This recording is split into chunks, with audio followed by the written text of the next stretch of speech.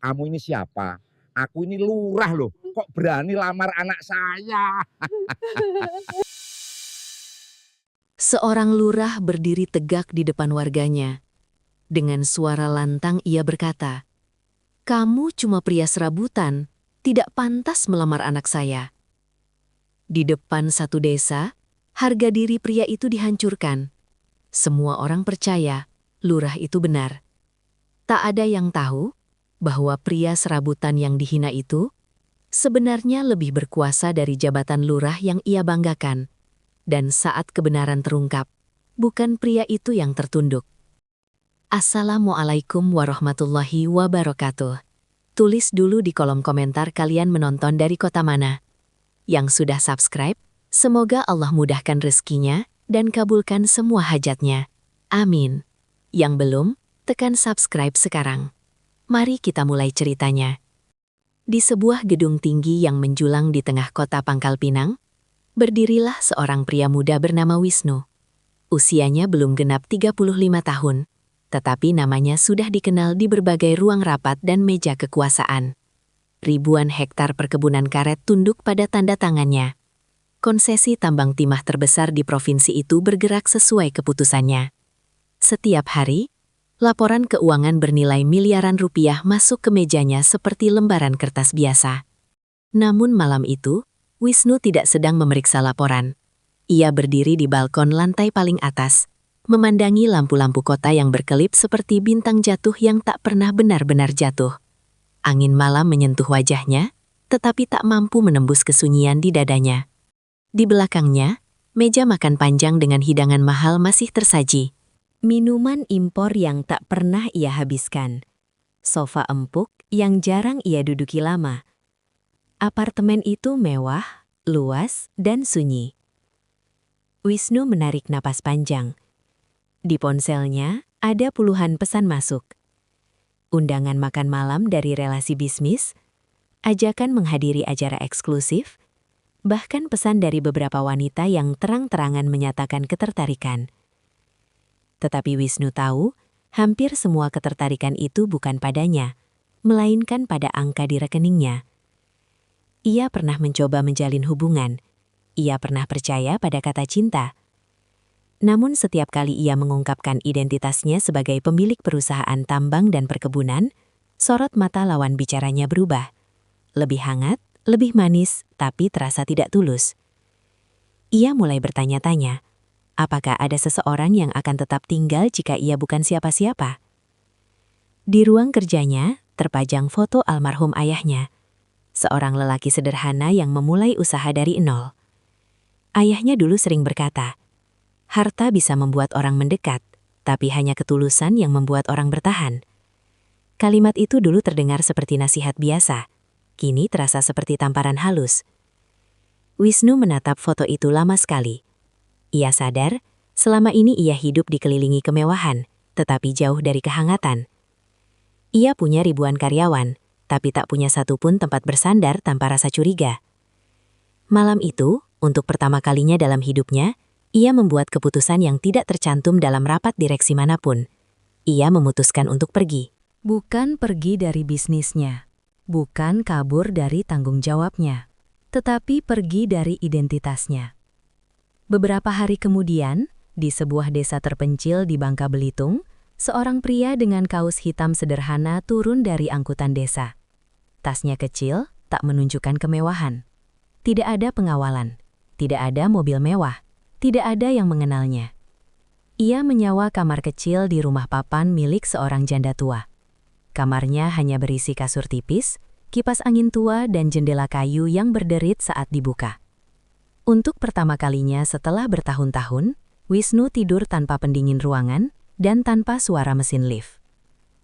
Keesokan paginya, ia menawarkan diri bekerja di kebun karet milik warga. Awalnya mereka ragu. Tangan Wisnu terlalu halus untuk ukuran buruh kebun. Tetapi karena tenaga sangat dibutuhkan, ia diterima sebagai pekerja harian. Hari pertamanya tidak mudah. Bangun sebelum subuh, berjalan menyusuri kebun yang masih basah oleh embun. Menggores batang karet dengan pisau sadap yang terasa asing di tangannya. Getah putih menetes perlahan, sementara keringatnya bercampur tanah. tangannya lecet, punggungnya pegal, bajunya basah oleh keringat. Namun di tengah kelelahan itu, ada rasa yang berbeda. Tidak ada yang memanggilnya bos, tidak ada yang menunggu keputusannya. Ia hanya seorang pekerja biasa yang dibayar sesuai hasil keringatnya. Saat istirahat siang, ia duduk di bawah pohon, makan nasi bungkus sederhana bersama para buruh lain. Mereka bercanda tanpa sungkan, tanpa basa-basi formalitas. Mereka tidak tahu bahwa pria di hadapan mereka memiliki kekuasaan atas lahan yang jauh lebih luas dari desa ini. Dan untuk pertama kalinya, Wisnu tertawa tanpa beban. Namun perjalanan ini bukan tanpa risiko. Setiap kali ponselnya bergetar dengan panggilan dari kantor pusat, jantungnya berdebar.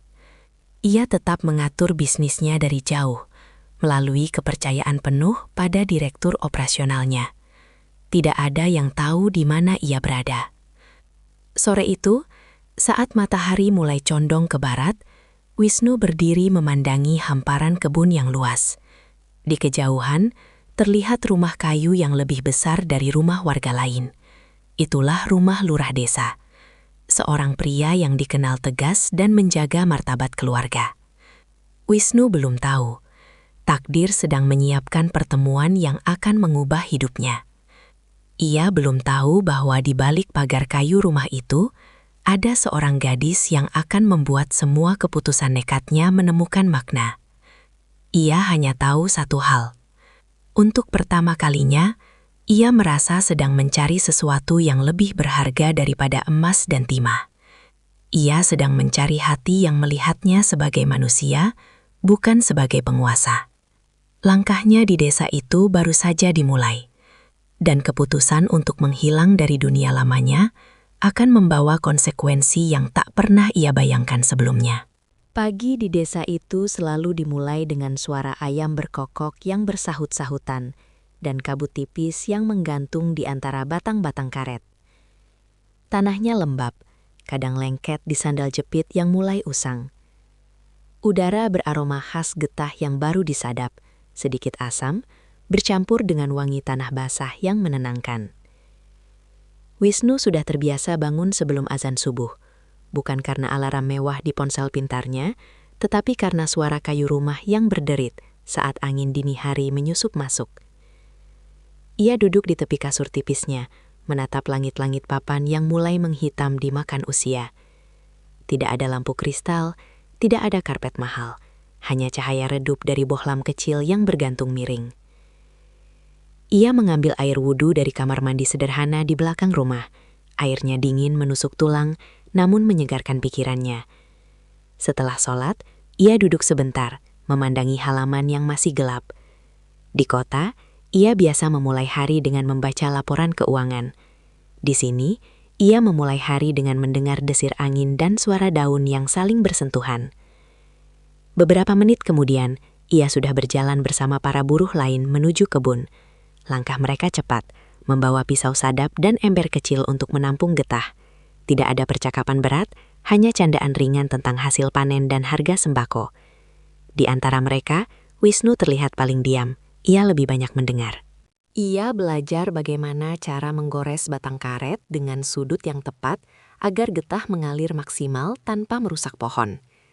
Ia belajar membedakan pohon yang sudah waktunya disadap dan yang harus diistirahatkan. Tangannya yang dulu terbiasa memegang pena emas, kini memegang pisau kecil dengan gagang kayu kasar. Setiap goresan pertama di pagi itu selalu terasa menegangkan. Jika terlalu dalam, pohon bisa rusak. Jika terlalu dangkal, getah tak akan keluar. Ia harus sabar, perlahan, mengikuti alur kulit batang. Beberapa hari pertama, goresannya berantakan. Getah yang keluar sedikit. Upahnya pun tak seberapa. Ia menerima tanpa protes. Tidak ada yang memaklumi kesalahannya hanya karena ia kaya. Di sini, semua dinilai dari kerja. Saat matahari mulai naik, peluh membasahi dahinya. Bajunya lengket. Punggungnya nyeri karena harus sedikit membungkuk mengikuti batang pohon. Sesekali ia mengusap keringat dengan lengan kaosnya yang mulai kusam. Di sela pekerjaan, ia memperhatikan kehidupan desa. Anak-anak berlari tanpa alas kaki di jalan tanah. Seorang ibu memanggul kayu bakar di punggungnya. seorang lelaki tua duduk di depan warung kecil sambil menyeruput kopi hitam. Semua tampak sederhana, tetapi ada kehangatan yang tak pernah ia temukan di ruang-ruang rapat berpendingin udara. Siang itu, saat waktu istirahat tiba, mereka berkumpul di bawah pohon besar. Nasi bungkus dibuka. Lauknya sederhana, ikan asin dan sambal. Wisnu duduk bersila bersama yang lain. Tidak ada yang menjaga jarak darinya. Mereka menawarinya sambal, menepuk bahunya, bahkan menggoda cara makannya yang masih terlihat canggung. Salah satu buruh, seorang pria paruh baya bernama Pak Darto, tertawa kecil melihat telapak tangan Wisnu yang mulai melepuh. "Kau ini kelihatan bukan orang kebun," katanya sambil tersenyum. Wisnu hanya membalas dengan tawa ringan dan mengatakan bahwa ia memang ingin belajar. Pak Darto mengangguk pelan. Di desa ini, siapapun yang mau bekerja keras akan dihargai, tidak peduli dari mana asalnya. Namun meski hari-harinya dipenuhi kerja fisik, pikiran Wisnu tak sepenuhnya lepas dari masa lalunya. Sesekali ia membuka ponsel saat malam, memeriksa laporan singkat yang dikirim oleh orang kepercayaannya di perusahaan. Produksi berjalan normal, ekspor stabil, semua terkendali. Ia memastikan semuanya tetap aman tanpa perlu hadir langsung. Ia menjaga rahasianya rapat-rapat. Tidak ada yang tahu bahwa pria yang duduk makan nasi bungkus bersama mereka adalah pemilik lahan tambang yang jaraknya hanya beberapa puluh kilometer dari desa ini. Sore hari, setelah pekerjaan selesai, Wisnu sering berjalan menyusuri jalan desa. Langkahnya pelan, menikmati suara jangkrik yang mulai terdengar. Ia memperhatikan rumah-rumah kayu dengan cat yang mulai pudar, pagar bambu yang sedikit miring, dan jemuran pakaian yang tertiup angin. Di ujung jalan, berdiri rumah yang lebih besar dari yang lain. Catnya masih terawat, halamannya lebih luas. Itulah rumah lurah desa.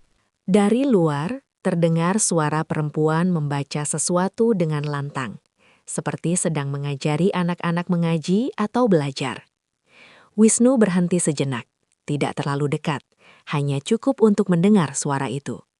Lembut, tenang, dan jelas. Ada sesuatu dalam intonasinya yang membuat langkah Wisnu tertahan. Ia tidak tahu siapa pemilik suara itu. Ia tidak tahu bahwa suara itu akan menjadi bagian penting dari perjalanan hidupnya. Yang ia rasakan hanyalah ketenangan aneh yang menyelinap ke dalam dadanya. Hari-hari berikutnya berjalan hampir sama. Bangun sebelum subuh, menyadap karet, makan bersama, pulang dengan tubuh lelah. Tetapi perlahan, tubuhnya mulai terbiasa. Telapak tangannya mengeras, otot-ototnya tak lagi terlalu kaku. Lebih dari itu, hatinya mulai terasa ringan. Ia tak lagi memikirkan citra, tak lagi memikirkan bagaimana orang memandangnya. Di sini, jika ia bekerja buruk, ia ditegur. Jika ia bekerja baik, ia dipuji. Sederhana, jujur. Namun di balik ketenangan itu, takdir sedang merajut benang-benang halus. Suara lembut dari rumah lurah itu semakin sering ia dengar setiap sore. Kadang disertai tawa kecil anak-anak. Kadang terdengar nada serius seperti nasihat. Suatu sore, ketika ia melewati rumah itu seperti biasa, pintu kayu terbuka perlahan. Seorang gadis berhijab putih melangkah keluar, membawa buku-buku di tangannya. Cahaya senja menyentuh wajahnya. Wisnu belum tahu siapa dia. Ia hanya tahu, untuk pertama kalinya sejak ia memilih menghilang dari dunia lamanya, jantungnya berdetak sedikit lebih cepat di desa dengan tanah basah dan aroma getah itu. Senja itu, langit berwarna jingga pucat, menyisakan semburat cahaya yang lembut di antara batang-batang karet. Angin berembus pelan, membawa aroma tanah basah yang belum sepenuhnya kering setelah hujan semalam.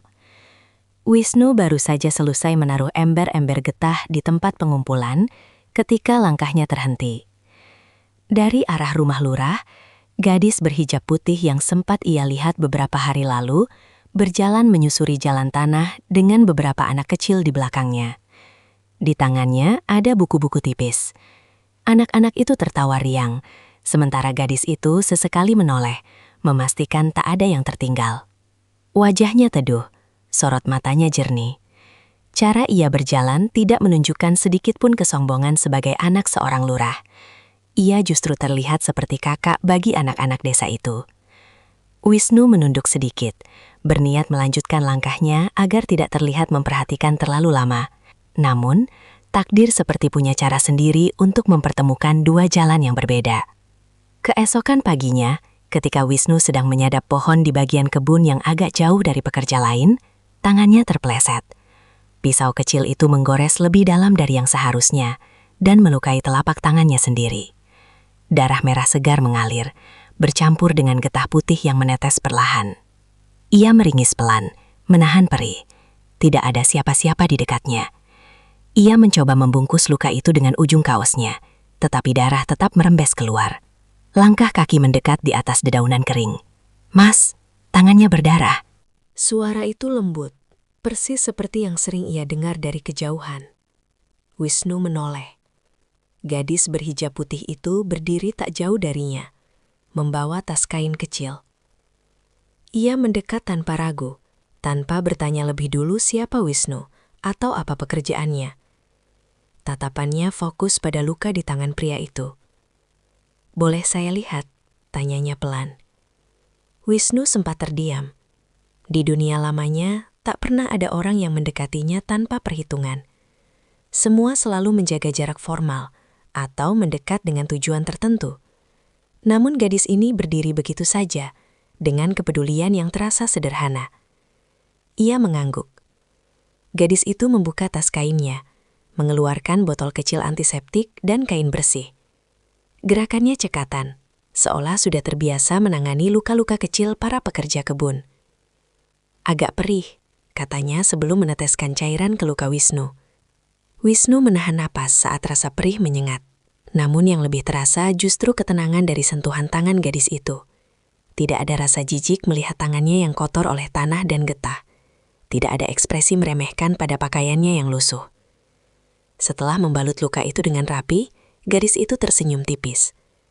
"Lain kali hati-hati ya, pohon karet tidak salah kalau kita yang terburu-buru." Kalimat itu sederhana, tetapi membuat Wisnu terdiam. Tidak ada nada menyalahkan, hanya pengingat yang lembut. "Terima kasih," ucap Wisnu pelan. "Saya Veronica," jawab gadis itu, seolah memahami bahwa perkenalan memang perlu setelah kepedulian. Nama itu terucap ringan, tetapi terasa menetap di ingatan Wisnu. "Saya Wisnu," katanya singkat, tanpa embel-embel apapun. Veronica tidak menunjukkan reaksi khusus. Ia tidak bertanya dari mana asalnya, tidak menelusuri latar belakangnya. Baginya, Wisnu hanyalah seorang pekerja kebun yang terluka dan perlu dibantu. Sejak hari itu, pertemuan mereka tak lagi terasa kebetulan. Veronica sering datang ke kebun pada sore hari untuk membantu ayahnya mengecek laporan warga atau sekadar mengantar makanan bagi pekerja yang lembur. Ia juga mengajar anak-anak desa membaca dan mengaji di beranda rumahnya setiap sore. Wisnu mulai memperhatikan satu hal yang membuat hatinya terusik. Veronica memperlakukan semua orang dengan cara yang sama. Ia berbicara pada petani tua dengan hormat, ia mendengarkan keluhan ibu-ibu tanpa menunjukkan bosan. Bahkan pada anak-anak yang berisik pun ia tetap sabar. Suatu sore, saat hujan turun tiba-tiba dan para pekerja berlarian mencari tempat berteduh, Wisnu terjebak di bawah pohon dengan luka lamanya yang belum sepenuhnya sembuh. Veronica muncul membawa payung besar. "Mas Wisnu, ikut saya saja. Di gubuk dekat rumah ada tempat lebih aman," katanya. Tanpa canggung, ia berjalan berdampingan dengan Wisnu di bawah payung yang sama. Hujan turun deras, menciptakan tirai air di sekeliling mereka. Jarak mereka tak begitu jauh, tetapi tidak ada rasa risih, hanya suasana hening yang anehnya terasa nyaman. Di gubuk kecil itu, mereka duduk berhadapan. Veronica menuangkan air hangat dari termos yang ia bawa. "Mas, sudah lama di desa ini?" tanyanya lembut. "Belum lama," jawab Wisnu jujur. "Saya ingin mencoba hidup yang berbeda." Veronica mengangguk pelan. Hidup sederhana memang tidak mudah. Tapi kadang justru di situ kita belajar bersyukur. Kalimat itu kembali menembus pertahanan hati Wisnu. Ia terbiasa mendengar teori bisnis, strategi investasi, atau analisis pasar. Namun dari gadis ini, ia mendengar kalimat yang sederhana, tetapi penuh makna. Hari-hari berikutnya, percakapan mereka semakin panjang. Tentang impian, tentang keluarga, tentang arti kebahagiaan. Wisnu tidak pernah mengungkap siapa dirinya sebenarnya. Ia ingin tahu, apakah Veronica akan tetap berbicara dengan cara yang sama jika tahu siapa ia. Yang membuatnya semakin terkejut adalah sikap Veronica yang sama sekali tidak memandang status. Ia tak pernah bertanya berapa penghasilan Wisnu. Ia tak pernah menilai dari pakaian atau latar belakang. Yang ia lihat hanyalah kesungguhan dan sikap. Suatu kali, saat Wisnu membantu seorang nenek memperbaiki pagar bambu yang roboh, Veronica melihatnya dari kejauhan. Ia tersenyum kecil, bukan karena kagum pada kekuatan fisiknya, tetapi pada ketulusan tindakannya. Bagi Veronica, nilai seorang lelaki tidak diukur dari harta, tetapi dari tanggung jawab dan keikhlasan. Dan bagi Wisnu, setiap hari yang ia lalui di desa itu semakin menguatkan satu keyakinan. Mungkin inilah alasan Allah membawanya ke tempat sederhana ini. Bukan untuk menguji hartanya, tetapi untuk mempertemukannya dengan seseorang yang melihatnya tanpa label, tanpa gelar, tanpa angka.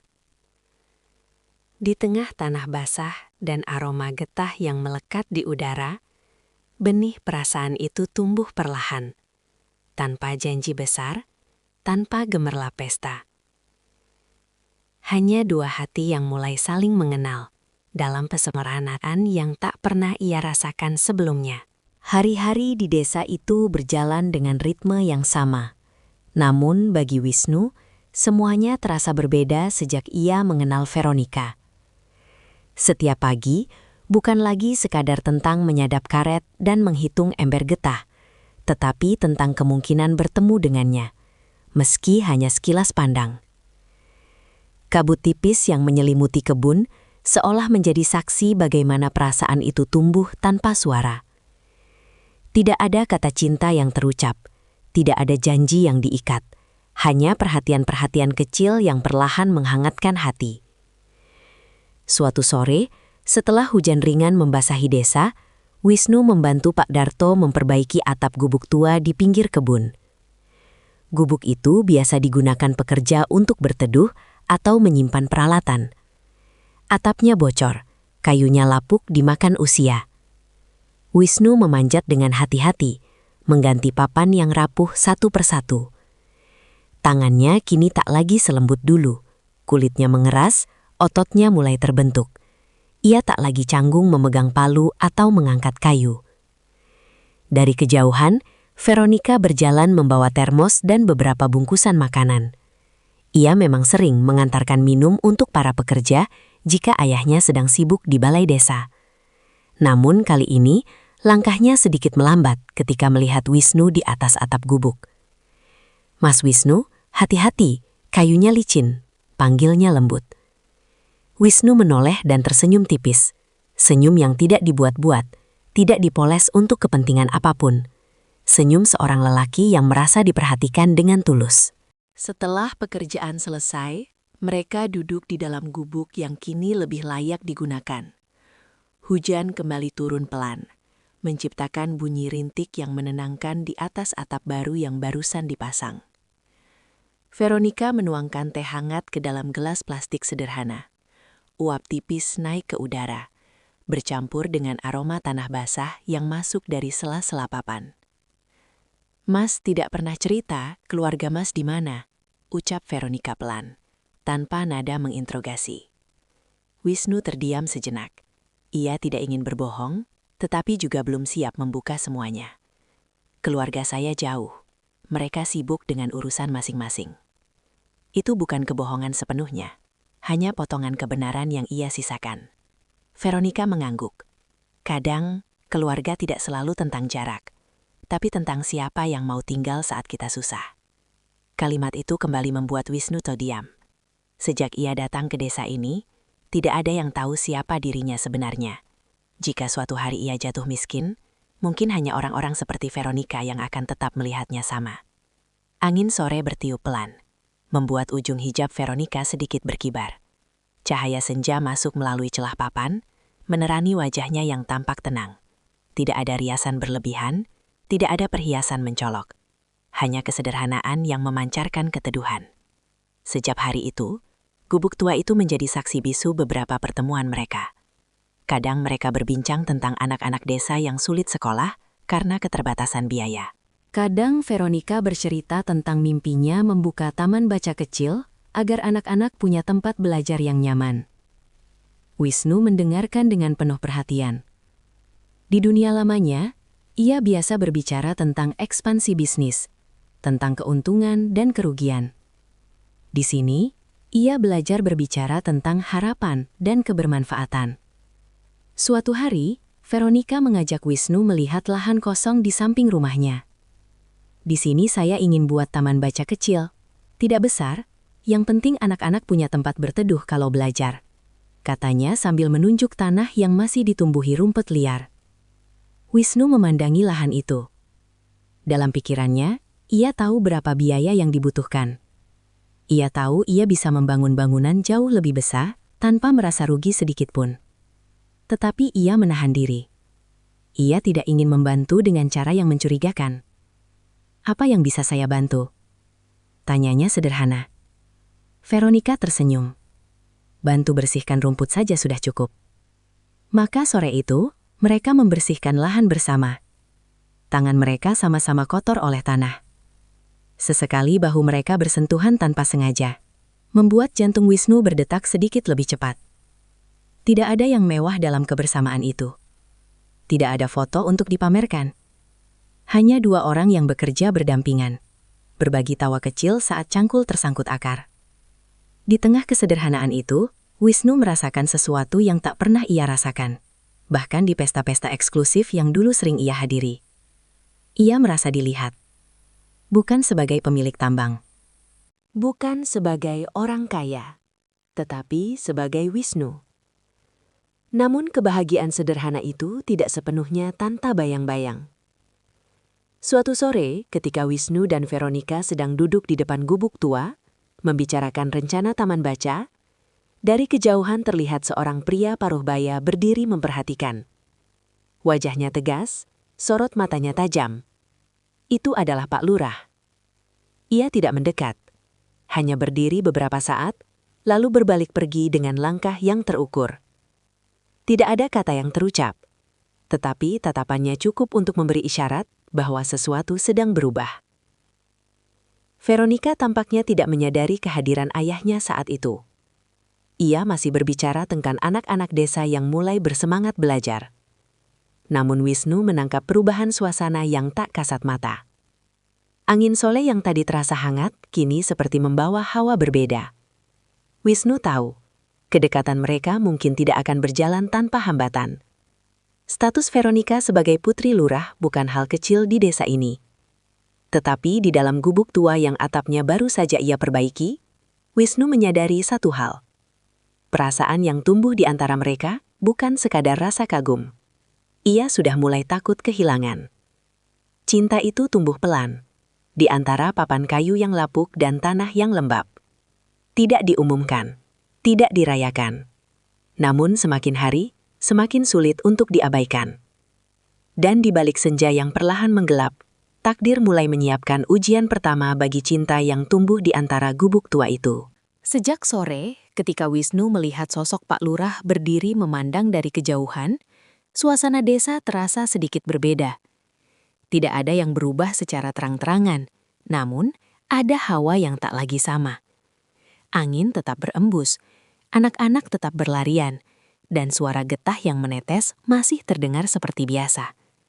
Tetapi bagi Wisnu, ada sepasang mata yang kini seolah mengikuti setiap langkahnya. Pak Lurah dikenal sebagai pemimpin yang tegas. Ia dihormati warga, suaranya didengar, keputusannya jarang dibantah. Rumahnya yang lebih besar dari rumah lain bukan sekedar simbol kekayaan, tetapi simbol wibawa. Ia menjaga nama baik keluarga seperti menjaga jabatan yang ia emban. Dan Veronica adalah kebanggaannya. Putrinya itu satu-satunya anak yang ia miliki. Sejak kecil disekolahkan dengan baik, diajarkan sopan santun, dididik agar menjadi perempuan terhormat. Dalam bayangan Pak Lurah, calon suami Veronica kelak haruslah lelaki mapan, berpendidikan tinggi, punya masa depan jelas, dan tentu saja mampu mengangkat derajat keluarga. Bukan pria serabutan yang tinggal di kamar sewaan rumah papan. Beberapa hari setelah kejadian di Gubuk Tua, Wisnu dipanggil ke balai desa. Panggilan itu disampaikan dengan nada datar oleh seorang perangkat desa. Tidak ada ancaman, tidak ada penjelasan, hanya permintaan agar ia datang sore itu juga. Wisnu sudah menduga arah angin akan berubah. Ia datang dengan pakaian kerjanya yang masih sederhana, meski sudah berusaha membersihkan diri semaksimal mungkin. Langkahnya tenang, namun dalam dadanya ada ketegangan yang tak bisa diabaikan. Balai desa sore itu tidak ramai. Hanya ada Pak Lurah duduk di kursi kayu besar di ujung ruangan. Tangannya terlipat di atas meja, wajahnya keras tanpa senyum. "Duduk," ucapnya singkat. Wisnu duduk di kursi seberang. Jarak di antara mereka tidak jauh, tetapi terasa seperti jurang yang dalam. Beberapa detik hening menggantung di udara. "Kamu kerja di kebun karet ya?" tanya Pak Lurah akhirnya. "Iya, Pak." "Sudah berapa lama di desa ini?" "Belum lama, Pak." Tatapan Pak Lurah menajam. "Kamu dekat dengan anak saya."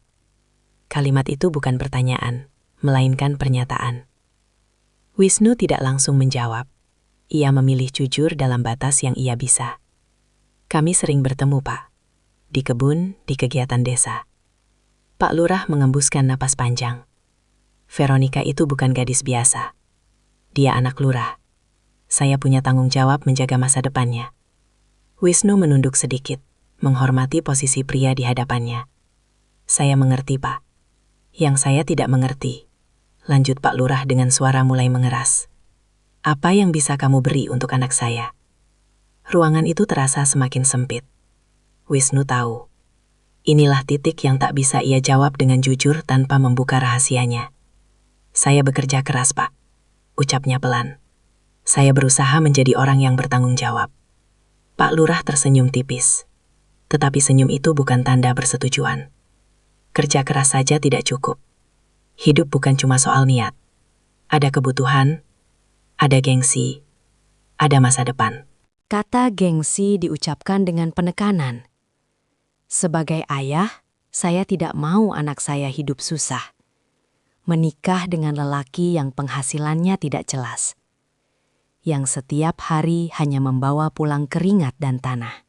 Setiap kalimat itu seperti palu yang menghantam pelan namun pasti. Wisnu diam. Ia bisa saja menghentikan semua ini dengan satu kalimat. Ia bisa mengatakan siapa dirinya sebenarnya. Ia bisa membuat Pak Lurah berdiri dan berubah sikap dalam sekejap. Tetapi jika ia melakukan itu sekarang, apakah yang akan tersisa dari ketulusan yang sedang ia cari? "Pak," ucap Wisnu akhirnya. Suaranya tetap tenang. "Saya tidak pernah berniat mempermainkan Veronika." Pak Lurah berdiri perlahan. Posturnya tegak, suaranya lebih berat. "Saya tidak peduli niatmu. Yang saya peduli adalah posisi. Kamu tahu tempatmu di mana." Kalimat itu menggantung lama. "Mulai sekarang, jaga jarak dari anak saya." Perintah itu jelas. Wisnu bangkit berdiri. Ia menatap lantai sejenak sebelum menatap kembali wajah Pak Lurah. "Saya menghormati Bapak sebagai orang tua Veronika. Tidak ada janji untuk menjauh. Tidak ada bantahan. Hanya pernyataan hormat yang ambigu." Ia melangkah keluar balai desa dengan perasaan yang campur aduk. Langit sudah mulai gelap. Beberapa warga yang lewat memandang sekilas, seolah sudah mendengar kabar bahwa pria serabutan itu dipanggil lurah. Kabar di desa memang cepat menyebar. Malam itu, Wisnu duduk sendirian di depan rumah sewaannya. Ia memandangi langit yang dipenuhi bintang. Dalam hidupnya, ia pernah menghadapi tekanan jauh lebih besar. Negosiasi bisnis yang rumit, bahkan ancaman kerugian miliaran rupiah. Namun anehnya, tatapan tidak merestui seorang ayah terasa lebih berat dari semua itu. Keesokan harinya, ia tetap pergi bekerja seperti biasa. Namun ia sadar, beberapa pasang mata kini memandangnya berbeda. Ada yang berbisik pelan saat ia lewat, ada yang menatap dengan rasa ingin tahu. Veronika sendiri tampak berbeda. Senyumnya masih ada, tetapi ada kegelisahan di balik matanya.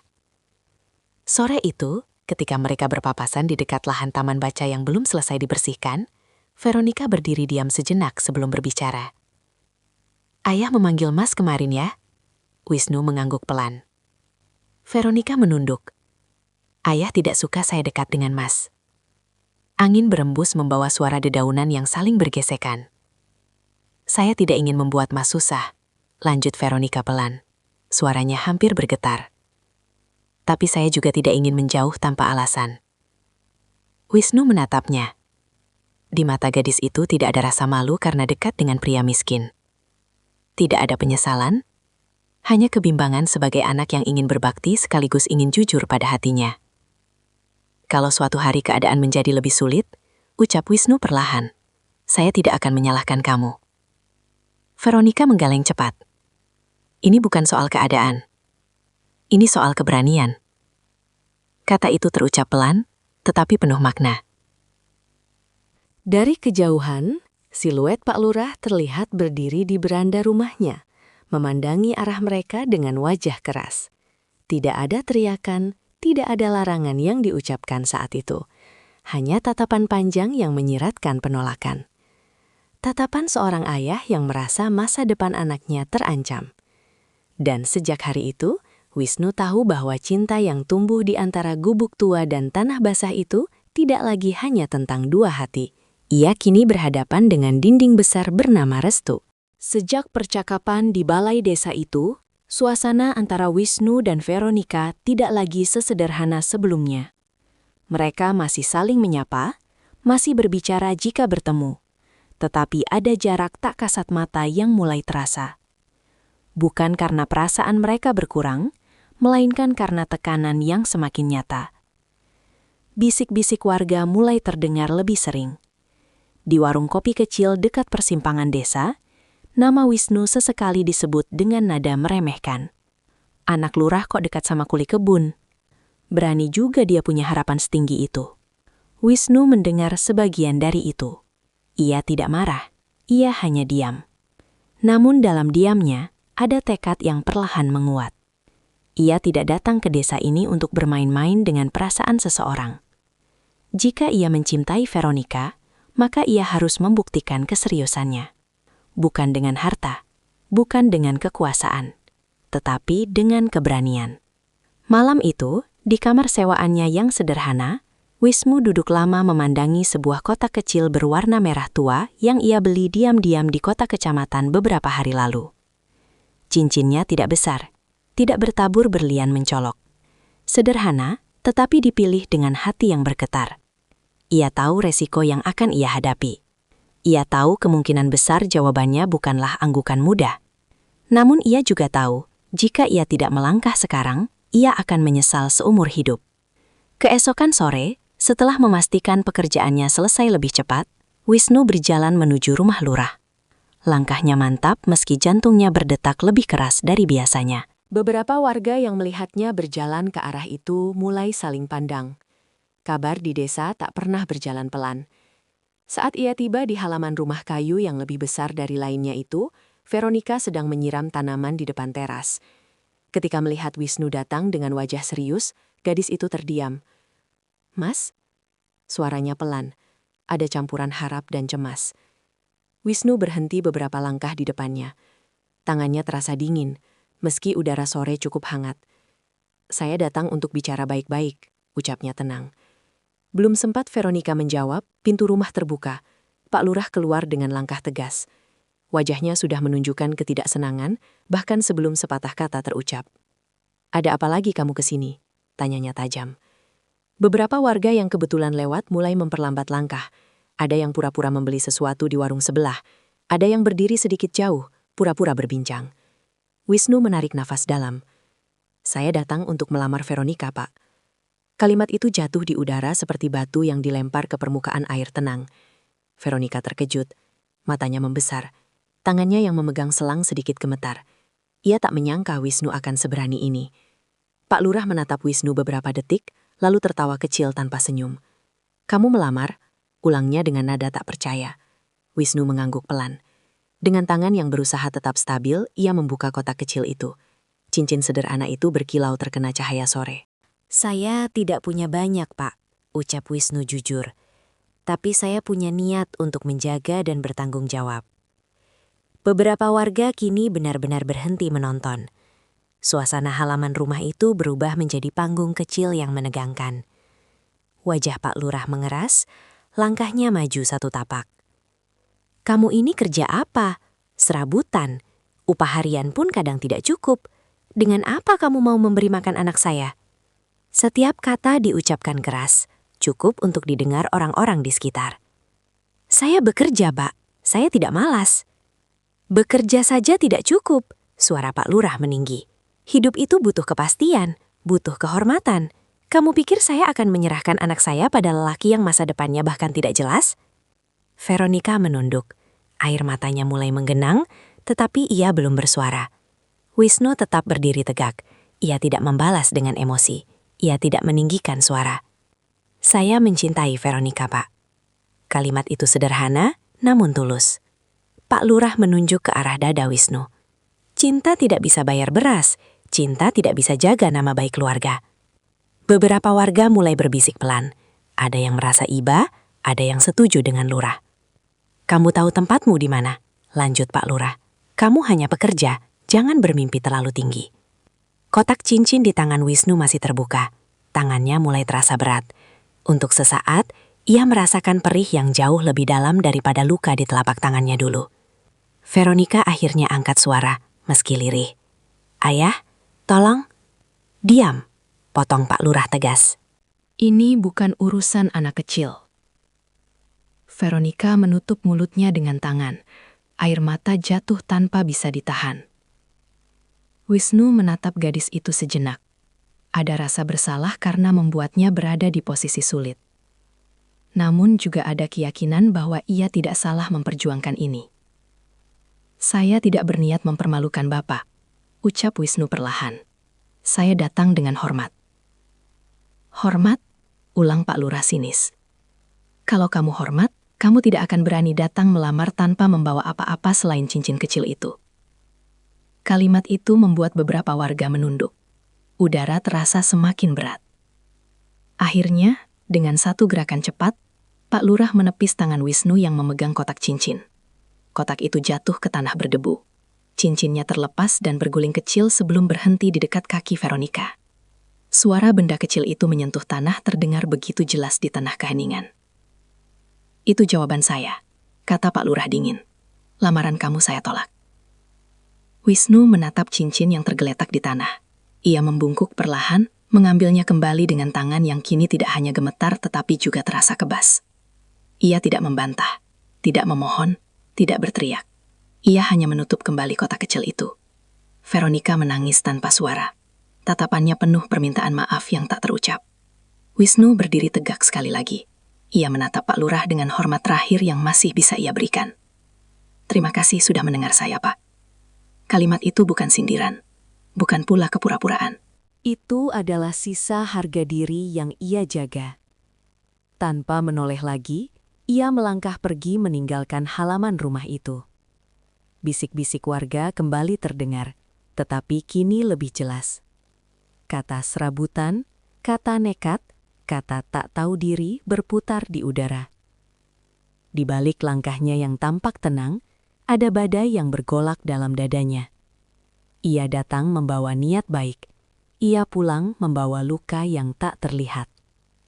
Namun satu hal yang tak diketahui siapapun di desa itu, termasuk Pak Lurah sendiri, adalah bahwa pria yang dipermalukan sore itu menyimpan sebuah kebenaran yang mampu membalikkan seluruh keadaan. Dan malam itu, di kamar kecilnya yang sunyi, Wisnu duduk dalam gelap, memandangi kotak cincin yang kembali tertutup. Keputusan besar sedang menunggu di ambang waktu. Sejak hari lamaran itu dipermalukan di depan rumah Lurah, desa kecil itu tak lagi terasa sama bagi Wisnu. Jalan tanah yang biasa ia lalui setiap pagi, kini seolah dipenuhi tatapan tersembunyi. Bisik-bisik yang dulu samar, kini terdengar lebih jelas, lebih tajam. Di warung kopi, percakapan mendadak berhenti ketika ia datang membeli gula atau rokok untuk Pak Darto. Beberapa orang memandangnya dengan iba, sebagian lain dengan senyum miring yang sulit diartikan.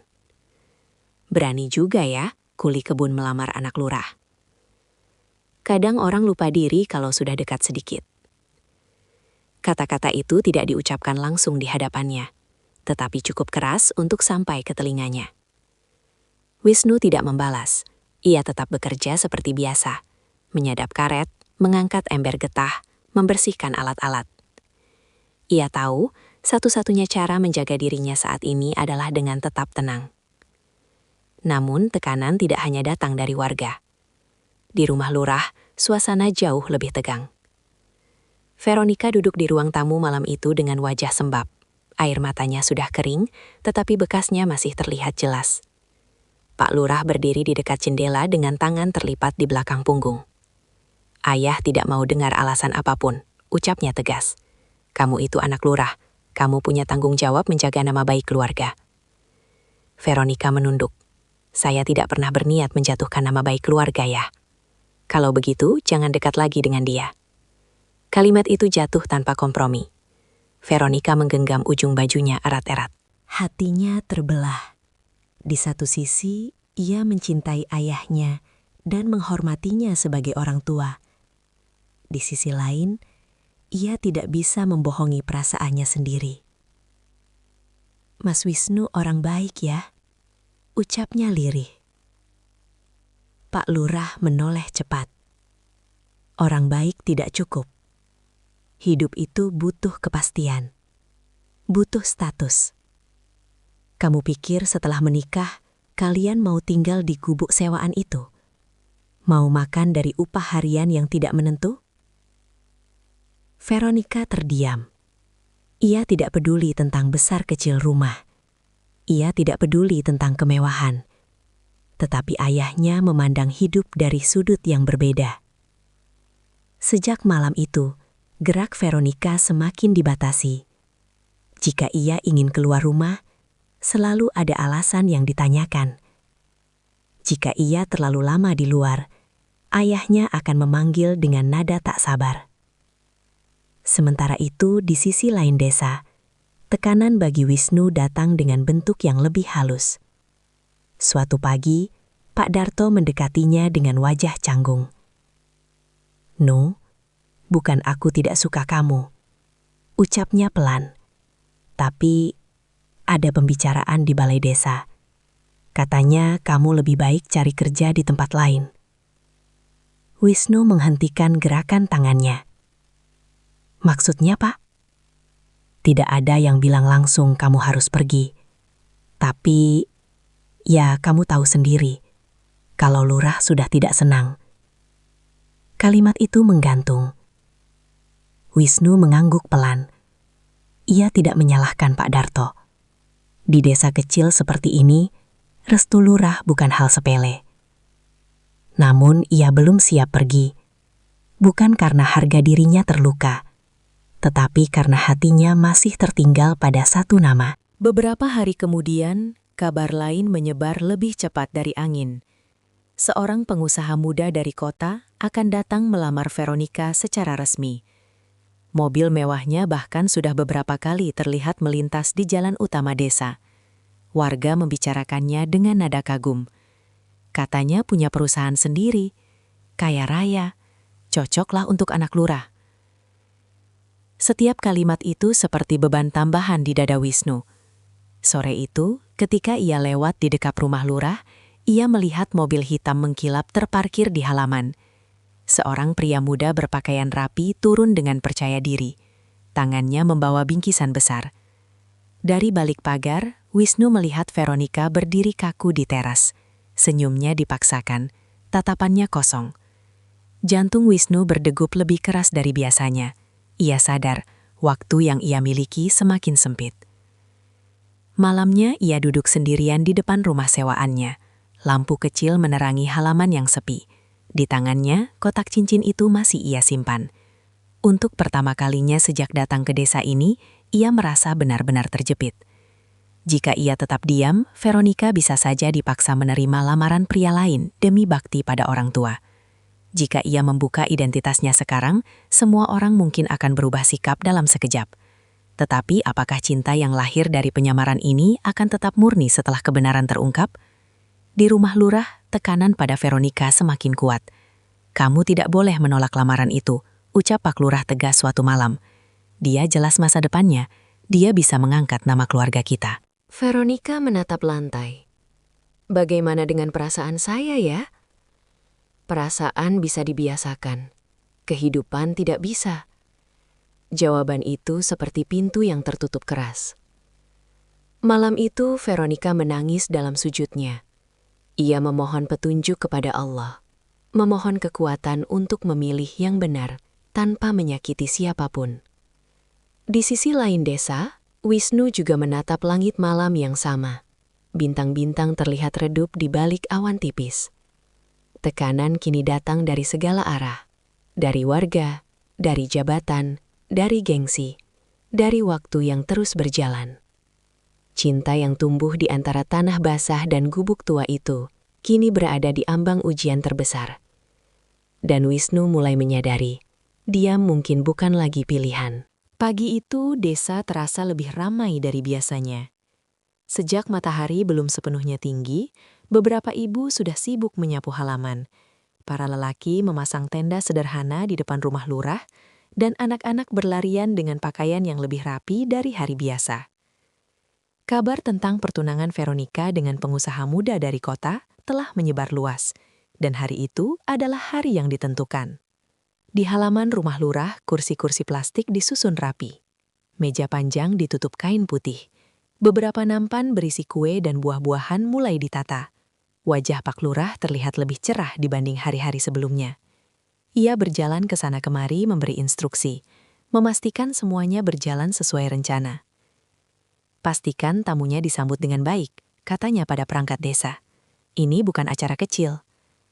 Bagi Pak Lurah, hari itu bukan hanya soal pertunangan anaknya.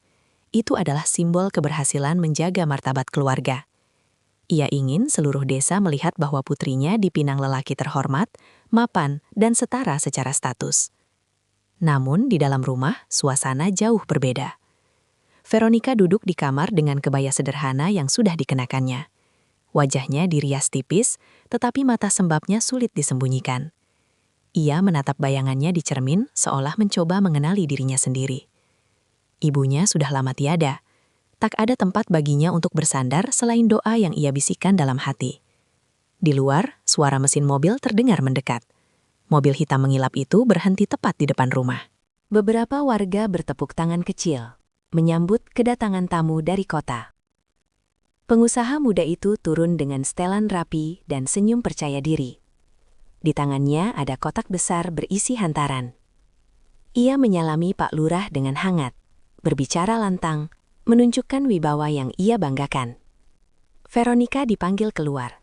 Langgahnya pelan. Setiap tapak terasa berat. Ketika ia duduk di kursi yang telah disiapkan, ia merasakan tatapan puluhan pasang mata mengarah padanya. Semua menunggu momen sakral itu, tanpa tahu badai apa yang sedang berputar dalam hatinya. Di sisi lain desa, Wisnu berdiri di depan cermin kecil di kamar sewanya. Ia tidak mengenakan kaos lusuh seperti biasanya. Hari itu ia memakai kemeja sederhana yang bersih dan celana panjang yang jarang ia pakai selama bekerja di kebun.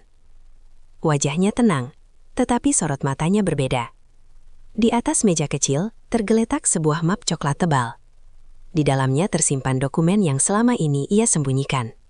Akta perusahaan, surat kepemilikan lahan tambang, bukti konsesi perkebunan karet ribuan hektar atas namanya. Ia menatap map itu lama. Jika ia melangkah hari ini, tidak ada jalan kembali pada penyamaran yang selama ini ia jaga. Semua akan berubah. Cara orang memandangnya akan berubah.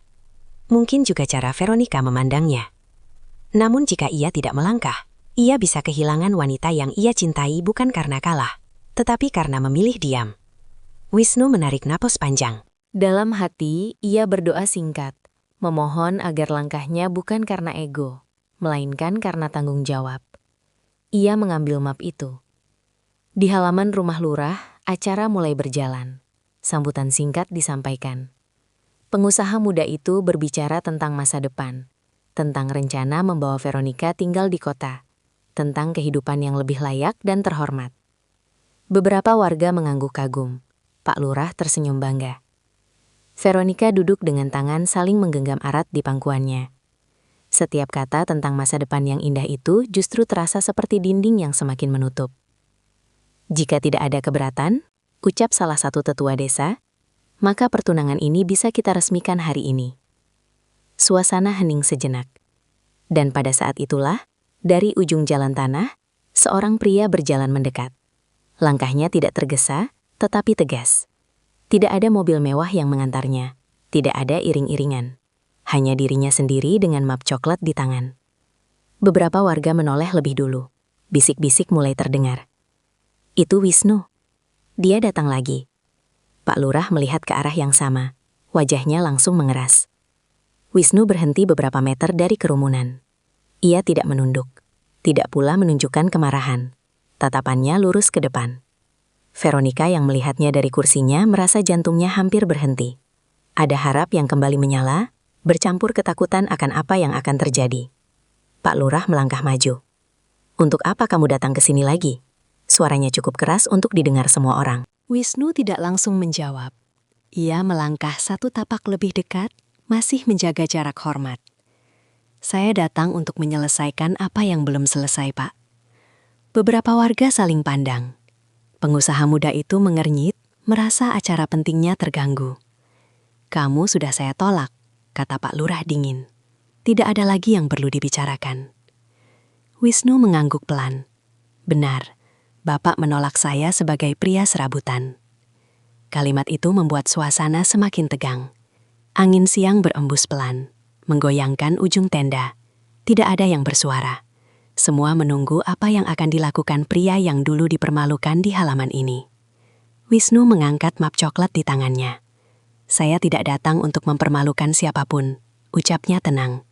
Saya hanya ingin Bapak dan semua yang hadir di sini mengetahui siapa sebenarnya saya sebelum keputusan ini benar-benar ditetapkan. Pak Lurah menatap map itu dengan curiga. Veronica merasakan napasnya tercekat. Hari itu, di bawah langit desa yang mulai terik, di antara kursi-kursi plastik dan tatapan puluhan warga, takdir sedang berdiri di ambang perubahan besar. Dan Wisnu baru saja membuka pintu menuju kebenaran yang selama ini ia simpan rapat-rapat. Map coklat itu kini berada di tangan Wisnu. Terbuka perlahan di hadapan semua orang. Tidak ada gerakan dramatis, tidak ada nada tinggi. Hanya suara kertas yang bergesekan ketika ia menarik beberapa lembar dokumen resmi dari dalamnya. Balai halaman rumah lurah yang tadi ramai mendadak senyap. Saya mohon izin berbicara sebentar, ucap Wisnu tenang. Pak Lurah menatapnya dengan wajah campuran marah dan heran. Apalagi yang mau kamu jelaskan? Ini bukan tempatmu. Wisnu tidak terpancing. Ia melangkah mendekat ke meja panjang tempat para tetua desa duduk. Dengan hati-hati, ia meletakkan dokumen-dokumen itu di atas meja. Nama lengkap saya Wisnu Adhikara, katanya jelas tanpa gemetar. Pemilik utama dan direktur perusahaan perkebunan karet, serta konsesi tambang timah terbesar di wilayah ini. Kalimat itu terdengar seperti petir di siang bolong. Beberapa warga langsung berbisik. Ada yang tertawa kecil, mengira itu lelucon putus asa. Ada yang menggeleng tidak percaya. Pengusaha muda dari kota itu menyeringai tipis. Jangan mengada-nada kalau mau cari perhatian. Wisnu tidak menoleh kepadanya. Ia justru menggeser dokumen paling atas ke arah Pak Lurah. Silakan Bapak baca sendiri. Pak Lurah ragu sejenak, namun rasa penasaran mengalahkan gengsinya. Ia mengambil dokumen itu. Matanya bergerak cepat membaca baris demi baris. Akta pendirian perusahaan, surat pengesahan kementerian, daftar kepemilikan saham, sertifikat konsesi lahan ribuan hektar. Nama Wisnu Adhikara tercatat jelas di setiap lembar. Tangan Pak Lurah mulai bergetar tipis. Ia membuka lembar berikutnya. Surat izin tambang yang selama ini menjadi sumber pendapatan besar bagi kabupaten itu. Nama yang tertera sebagai pemegang izin utama bukan orang lain. Adalah pria yang berdiri di hadapannya dengan kemeja sederhana itu. Suasana semakin sunyi. Bahkan anak-anak yang tadi berlarian, kini ikut diam, merasakan ketegangan yang tak mereka pahami sepenuhnya. Tidak mungkin, gumam salah satu perangkat desa yang ikut mengintip dokumen itu. Wisnu akhirnya berbicara lagi. Suaranya tetap rendah, namun tegas. Perusahaan saya selama ini menjadi salah satu penyumbang dana terbesar untuk pembangunan jalan desa, perbaikan sekolah, dan fasilitas kesehatan di kecamatan ini. Beberapa warga mulai saling pandang. Mereka pernah mendengar tentang perusahaan besar yang membantu pembangunan daerah, tetapi tak pernah tahu siapa pemiliknya. Pengusaha muda itu kini tak lagi tersenyum. Ia berdiri kaku, mencoba memahami situasi yang berubah drastis. Veronica menatap Wisnu dengan mata berkaca-kaca. Bukan karena harta yang disebutkan, tetapi karena ia akhirnya mengerti beban yang selama ini dipikul pria itu sendirian. Pak Lurah menurunkan dokumen perlahan. Wajahnya pucat. Kamu pemilik perusahaan itu? Suaranya tak lagi setegas sebelumnya. Wisnu mengangguk pelan. Saya datang ke desa ini bukan untuk bermain-main, Pak. Saya meninggalkan kehidupan saya sementara waktu karena saya ingin tahu apakah ada orang yang bisa menerima saya tanpa melihat jabatan dan kekayaan saya. Beberapa warga menelan ludah. Saya bekerja di kebun bukan karena saya tidak mampu, lanjutnya. Saya ingin merasakan hidup sederhana, dan saya menemukan sesuatu yang lebih berharga dari tambang dan perkebunan saya. Tatapannya beralih pada Veronica. Saya menemukan ketulusan. Kalimat itu membuat udara terasa semakin berat. Pak Lurah terduduk kembali di kursinya. Wibawa yang tadi berdiri tegak, kini seakan runtuh sedikit demi sedikit. Ia teringat setiap kata hinaan yang ia lontarkan. Setiap kalimat yang menyebut Wisnu serabutan, tak tahu diri, tak punya masa depan. Kini kenyataan berdiri di hadapannya, membalik semua anggapan itu. Saya tidak pernah berniat mempermalukan Bapak, ucap Wisnu lagi. Saya tidak datang hari ini untuk membalas penghinaan. Saya hanya ingin keputusan diambil berdasarkan kebenaran, bukan asumsi. Pengusaha muda itu akhirnya angkat bicara dengan suara tertahan. Kalau memang benar kamu seperti yang kamu bilang, kenapa menyamar seperti itu? Wisnu menoleh sekilas, karena saya lelah dicintai karena uang.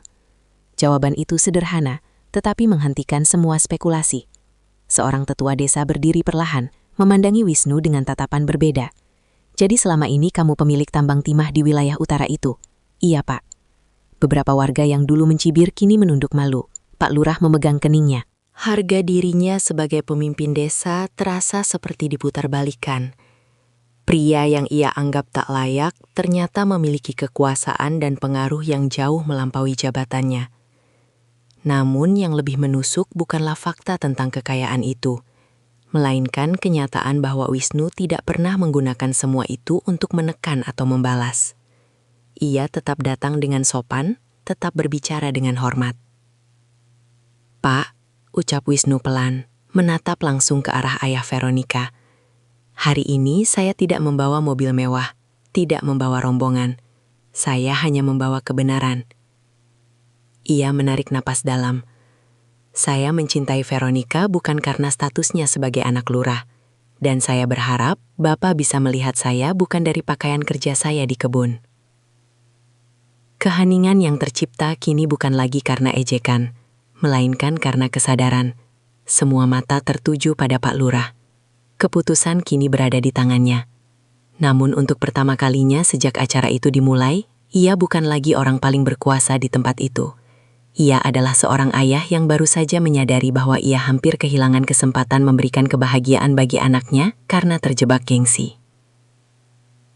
Dan di bawah langit desa yang mulai berwarna keemasan oleh matahari sore, identitas yang terungkap itu benar-benar telah mengubah segalanya. Sore itu langit desa berubah warna menjadi jingga keemasan. Cahaya matahari yang mulai turun seolah ikut menyaksikan momen yang tak pernah dibayangkan siapapun sebelumnya.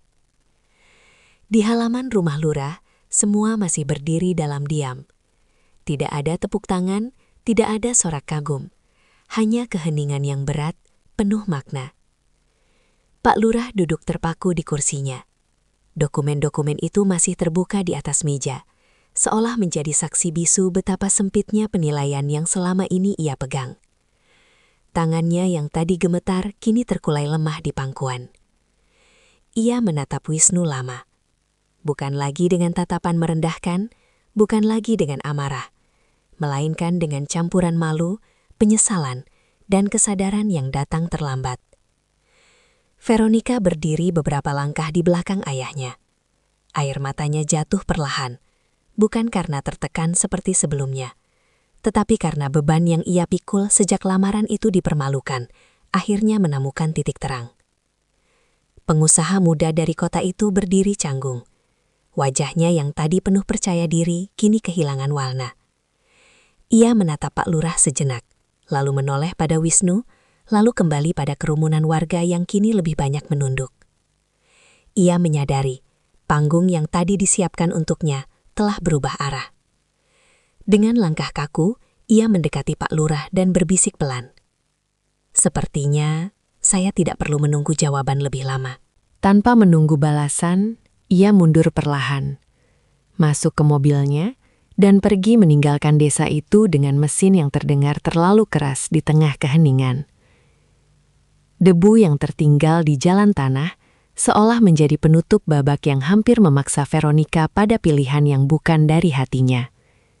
Kini, tinggal satu keputusan. Pak Lurah berdiri perlahan. Usianya tidak lagi muda, tetapi untuk pertama kalinya, ia tampak lebih rapuh dari biasanya. Ia melangkah mendekati Wisnu. Warga memberi jalan. Beberapa detik mereka berdiri saling berhadapan. Tak ada lagi meja yang memisahkan. Tak ada lagi kursi jabatan yang meninggikan posisi salah satu dari mereka. Hari itu, suara Pak Lurah terdengar berat. "Saya mempermalukan kamu di depan banyak orang." Wisnu tidak menyela. "Saya menyebut kamu serabutan. Saya bilang kamu tidak pantas." Angin sore berembus pelan, menggerakkan ujung pakaian mereka. "Saya salah." Kalimat itu jatuh pelan, tetapi cukup untuk membuat beberapa warga menahan napas. Seorang lurah, pemimpin desa yang disegani, mengakui kesalahan di depan warganya sendiri. Pak Lurah menunduk sedikit, tidak dalam posisi sujud, tidak pula sepenuhnya membungkuk, tetapi cukup untuk menunjukkan kerendahan hati yang lahir dari kesadaran. "Saya menilai dari pakaianmu, dari pekerjaanmu. Saya lupa bahwa nilai seorang lelaki tidak hanya diukur dari apa yang terlihat." Suara beliau mulai bergetar. "Saya hampir memaksa anak saya menikah bukan karena kebahagiaannya, tapi karena gengsi saya." Air mata yang selama ini ditahan akhirnya jatuh di pipinya. Veronica tak mampu lagi berdiri tegak. Ia melangkah mendekat, memegang tangan ayahnya. Wisnu menatap pria di hadapannya dengan tenang. Tidak ada senyum kemenangan, tidak ada kepuasan karena keadaan berbalik. "Pak," ucapnya lembut, "kalau hari itu Bapak menerima saya karena tahu siapa saya sebenarnya, mungkin saya tidak akan pernah tahu apakah cinta Veronica tulus atau tidak." Pak Lurah mengangkat wajahnya perlahan. "Saya datang ke desa ini untuk mencari ketulusan, dan saya menemukannya pada anak Bapak." Wisnu menoleh pada Veronica. Tatapan mereka bertemu tanpa kata. "Saya tidak butuh pengakuan. Saya hanya butuh restu."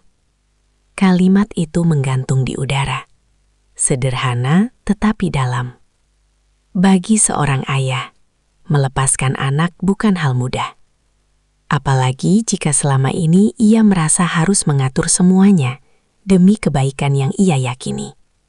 Namun kini ia melihat sendiri bagaimana lelaki di hadapannya tetap menjaga hormat meski dipermalukan, tetap tenang meski dihina, tetap berdiri tanpa membalas dengan kesombongan saat kebenaran terungkap. Pak Lurah menggenggam tangan Wisnu. "Kalau niatmu benar menjaga anak saya," ucapnya lirih, "maka saya tidak punya alasan untuk menolak lagi." Air mata Veronica jatuh semakin deras. Ia menutup wajahnya dengan kedua tangan, tak mampu menyembunyikan haru yang meledak setelah tekanan panjang. Warga yang menyaksikan momen itu perlahan mulai tersenyum. Beberapa mengangguk, menyadari bahwa pelajaran besar baru saja terjadi di depan mata mereka. Restu itu bukan lahir dari rasa takut pada kekuasaan, bukan pula karena kagum pada harta, melainkan karena melihat keteguhan hati. Wisnu menunduk hormat. "Terima kasih, Pak." Pak Lurah menarik Veronica mendekat, lalu meletakkan tangan putrinya di tangan Wisnu. "Jaga dia bukan karena dia anak lurah," katanya pelan, "tapi karena dia amanah." Wisnu mengangguk mantap. "Insya Allah, Pak." Langit semakin gelap. Cahaya senja perlahan hilang, digantikan lampu-lampu rumah yang mulai menyala satu persatu. Di desa dengan tanah basah dan aroma getah itu, sebuah kisah yang hampir patah menemukan ujungnya. Bukan tentang siapa paling kaya, bukan tentang siapa paling berkuasa, tetapi tentang siapa yang tetap rendah hati ketika memiliki segalanya. Dan di atas air mata penyesalan dan kelegaan, restu itu akhirnya terucap.